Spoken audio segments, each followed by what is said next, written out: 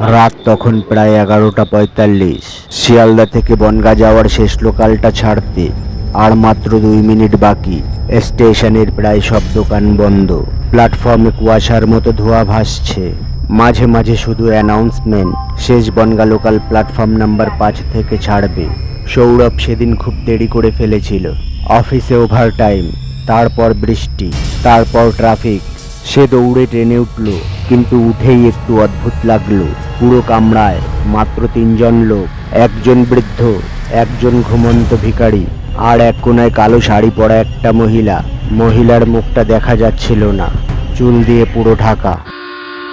Train ছাড়তেই হঠাৎ আলোটা একবার টিম টিম করে নিভে গেল 2 সেকেন্ডের জন্য, তারপর আবার জ্বলে উঠল। কিন্তু মহিলাটা এবার সৌরভের সামনে এসে বসে আছে। সৌরভ চমকে উঠল। সে তো একটু আগেও দরজার পাশে ছিল।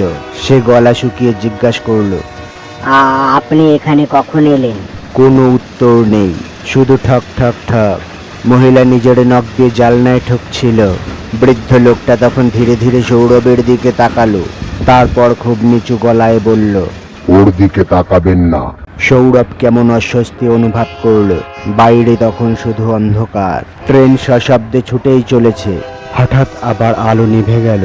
এইবার একটু বেশি সময়। পুরো কামরা অন্ধকার, আর সেই অন্ধকারের মধ্যেই কানের কাছে কারো ফিসফিস আওয়াজ। সৌরভের বুকের ভেতর ধকধক শুরু হয়ে গেল। আলো জ্বলতেই সে দেখল মহিলাটা নেই, কিন্তু জানলার কাছে একটা মুখ দেখা যাচ্ছে।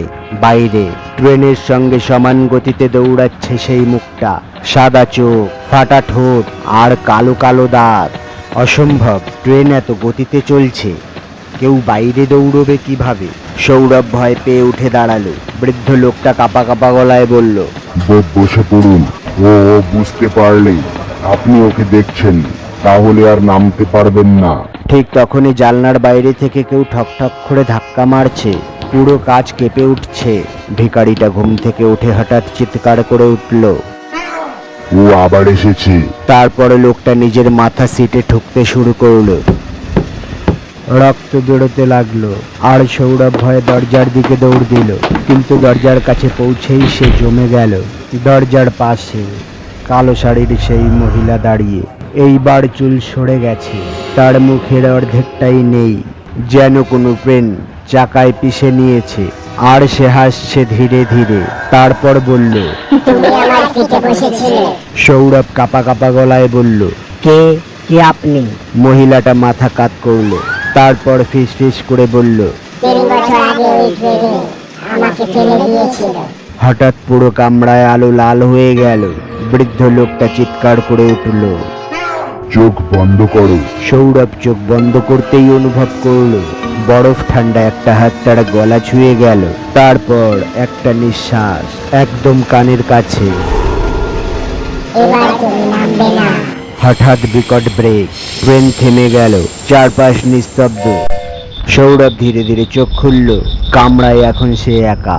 না বৃদ্ধ, না ভিখারি, না সেই মহিলা। ট্রেনের দরজা খোলা। বাইরে একটা ছোট্ট ফাঁকা স্টেশন। বোর্ডে লেখা মৃতপুর হল্ট।